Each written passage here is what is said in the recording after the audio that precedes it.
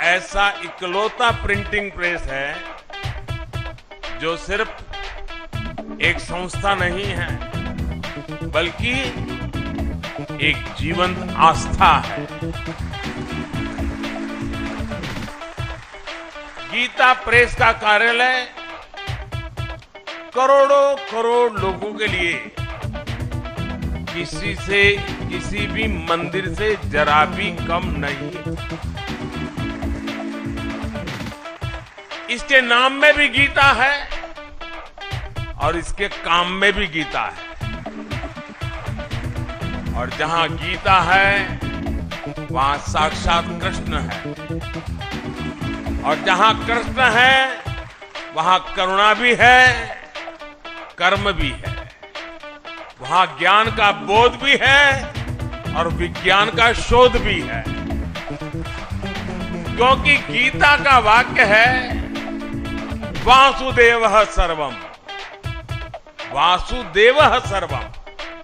सब कुछ वासुदेवमय है, सब कुछ वासुदेव से ही है, सब कुछ वासुदेव में ही है।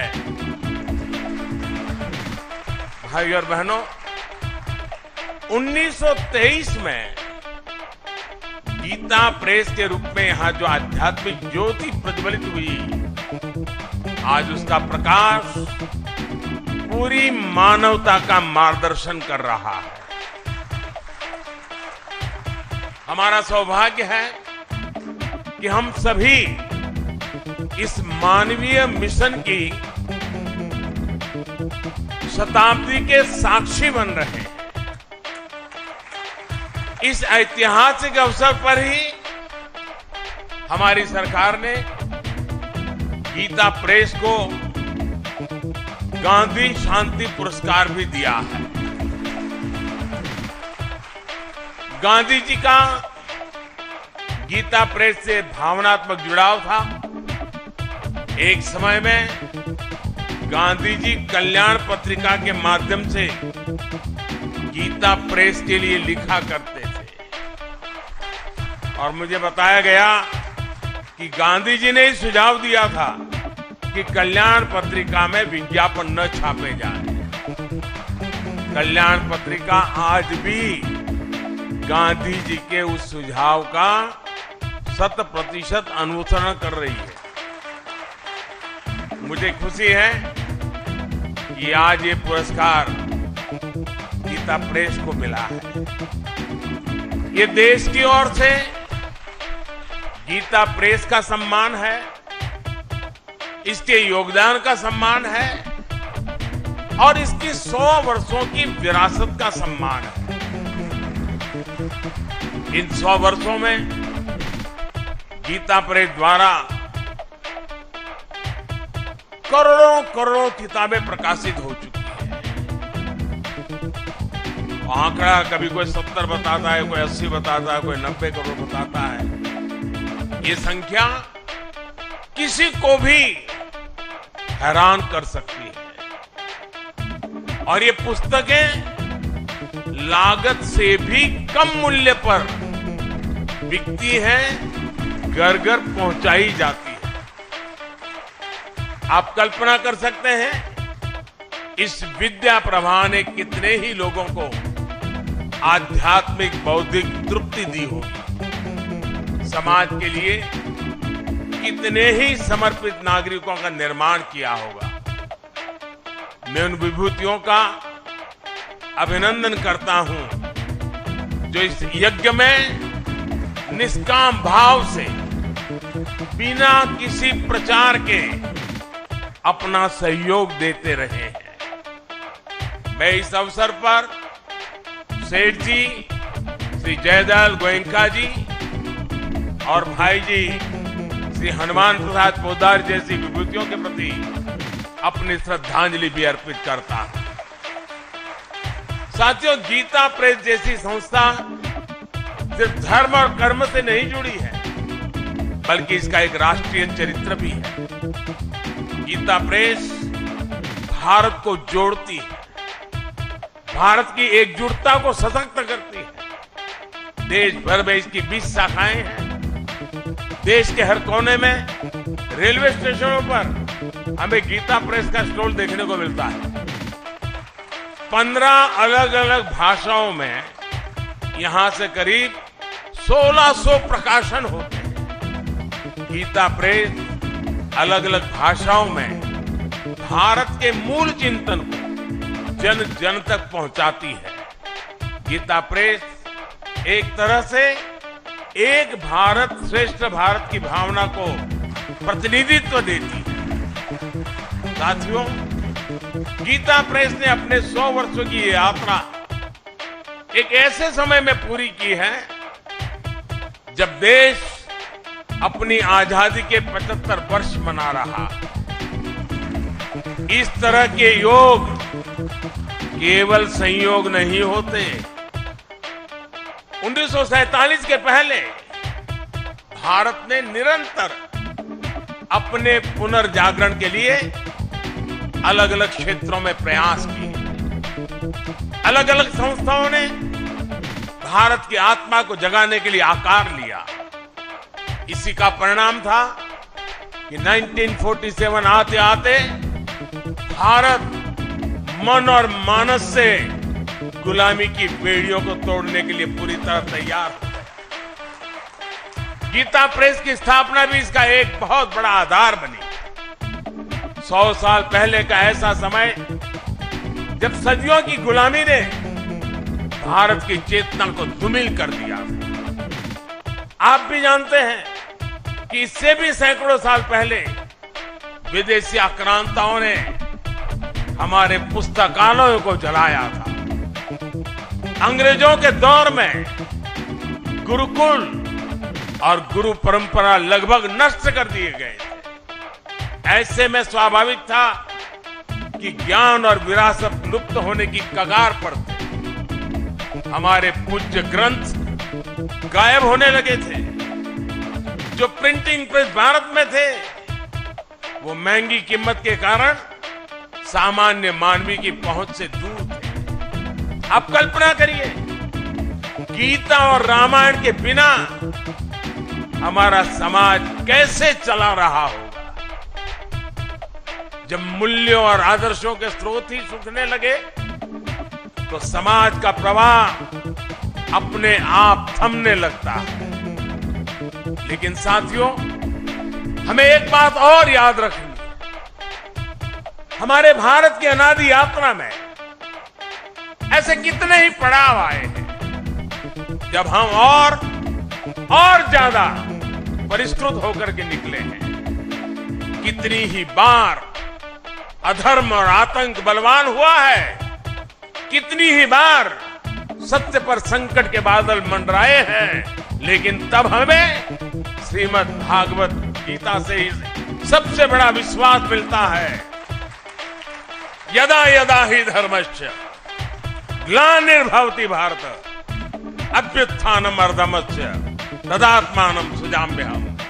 अर्थात जब जब धर्म की सत्ता पर, सत्य की सत्ता पर संकट आता है, तब तब ईश्वर उसकी रक्षा के लिए प्रकट होते हैं।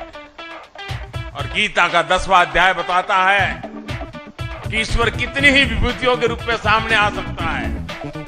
कभी कोई संत आकर समाज को नई दिशा दिखाते हैं, तो कभी गीता प्रेस जैसी संस्थाएं मानवीय मूल्यों और आदर्शों को पुनर्जीवित करने के लिए जन्म लेती है। इसलिए ही 1923 में जब गीता प्रेस ने काम करना शुरू किया तो भारत के लिए भी उसकी चेतना और चिंतन का प्रवाह तेज हो गया। गीता समेत हमारे धर्म ग्रंथ फिर से घर घर गूंजने लगे। मानस फिर से भारत के मानस से हिलमिल गई। इस ग्रंथों से पारिवारिक परंपराएं और नई पीढ़ियां जुड़ने लगी। हमारे पवित्र ग्रंथ आने वाली पीढ़ियों की छाती बनने लगी। साथियों, गीता प्रेस इस बात का भी प्रमाण है कि जब आपके उद्देश्य पवित्र होते हैं, आपके मूल्य पवित्र होते हैं, तो सफलता आपका पर्याय बन जाती है। गीता प्रेस एक ऐसा संस्थान है जिसने हमेशा सामाजिक मूल्यों को समृद्ध किया है, लोगों को कर्तव्य पथ का रास्ता दिखाया। गंगा जी की स्वच्छता की बात हो, योग विज्ञान की बात हो, पतंजलि योग सूत्र का प्रकाशन हो, आयुर्वेद से जुड़ा आरोग्य अंक हो, भारतीय जीवन शैली से लोगों को परिचित करवाने के लिए जीवनचर्या अंक हो, समाज में सेवा के आदर्शों को मजबूत करने के लिए सेवा अंग और दान महिमा हो, इन सब प्रयासों के पीछे राष्ट्र सेवा की प्रेरणा जुड़ी रही है, राष्ट्र निर्माण का संकल्प रहा। साथियों, संतों की तपस्या कभी निष्फल नहीं होती, उनके संकल्प कभी शून्य नहीं होते। इन्हीं संकल्पों का परिणाम है कि आज हमारा भारत सफलता के नित्य नए आयाम स्थापित कर रहा है। मैंने लाल किले से कहा था, और आपको याद होगा, मैंने लाल किले से कहा था ये समय गुलामी की मानसिकता से मुक्त होकर अपनी विरासत पर गर्व करने का समय है। और इसलिए शुरुआत में भी मैंने कहा, आज देश विकास और विरासत दोनों को साथ लेकर चल रहा है। आज एक और भारत डिजिटल टेक्नोलॉजी में नए रिकॉर्ड बना रहा है, तो साथ ही सदियों बाद काशी में विश्वनाथ धाम का दिव्य स्वरूप भी देश के सामने प्रकट हुआ है। आज हम वर्ल्ड क्लास इंफ्रास्ट्रक्चर बना रहे हैं, तो साथ ही केदारनाथ और महाकाल महालोक जैसे तीर्थों की भव्यता के साक्षी भी बन रहे हैं। सदियों बाद अयोध्या में भव्य राम मंदिर का सपना, हमारा सपना पूरा होने जा रहा है।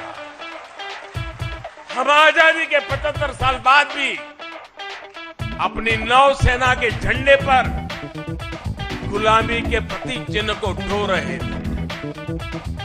हम राजधानी दिल्ली में भारतीय संसद के बगल में अंग्रेजी परंपराओं पर चल रहे थे।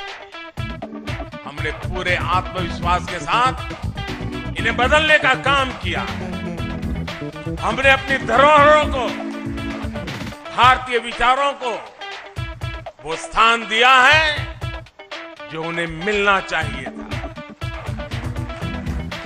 इसलिए अब भारत की नौसेना के झंडे पर छत्रपति शिवाजी महाराज के समय का निशान दिखाई दे रहा है। अब गुलामी के दौर का राजपथ कर्तव्य पथ कर बनकर कर्तव्य भाव की प्रेरणा दे रहा है।